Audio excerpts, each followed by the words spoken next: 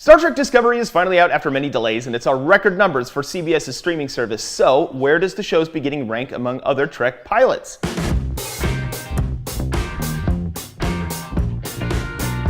An important thing to remember, no matter what your opinion of Discovery, is that no Trek show has ever started out as a home run. The original series had two pilots, in fact. The Cage, starring Jeffrey Hunter as Captain Christopher Pike, was ambitious but passed on by networks, causing Gene Roddenberry to retool the show with a third-choice actor, William Shatner. Though this one stuck, the ratings were never quite stellar, see what I did there, and it required a fan-powered letter-writing campaign to come back for a third and final season. After Roddenberry failed to get his sequel show Star Trek Phase 2 on the air, he turned it into Star Trek the Motion Picture, partially in response to Star Wars, which was also critically panned.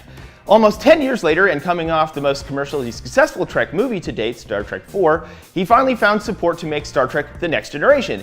Despite its cheese, epic overacting, and heavy-handed narrative, the pilot actually stuck and gave fans 7 seasons, 5 of which are really good. Roddenberry's final pitch was Deep Space Nine, a show designed to break out of the episodic ship-oriented formula and do some biting social commentary. The pilot was, once again, panned, partially because of its critical responses to its slow-moving cerebral tone, and partially because casual Trek watchers just didn't really seem to get it. DS9 turned out to be Star Trek's crown jewel after showrunner Ronald D. Moore morphed it into a serialized long-form show, and seemingly, out of spite, TNG showrunner Rick Berman spun off again with Star Trek Voyager, which, despite its premise, went straight back to the episodic and cookie-cutter storytelling.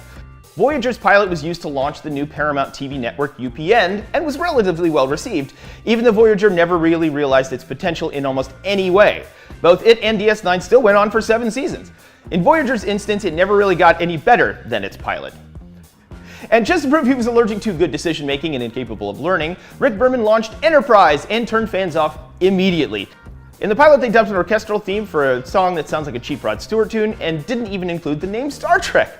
Even though he was fired as showrunner for the show's 4th season, which hilariously only happened after, once again, a fan-generated letter-writing campaign, the show was instantly better. It was far too late. The pilot drove viewers away and they never came back. So how exactly did Discovery fare? Well, so far it seems to be the best regarded of any Trek show, though it seems to be trying too hard at times. In any event, whatever complaints we might have, we can rest easy knowing that no Star Trek show has ever started out well. If it's only up from here, then bring it on.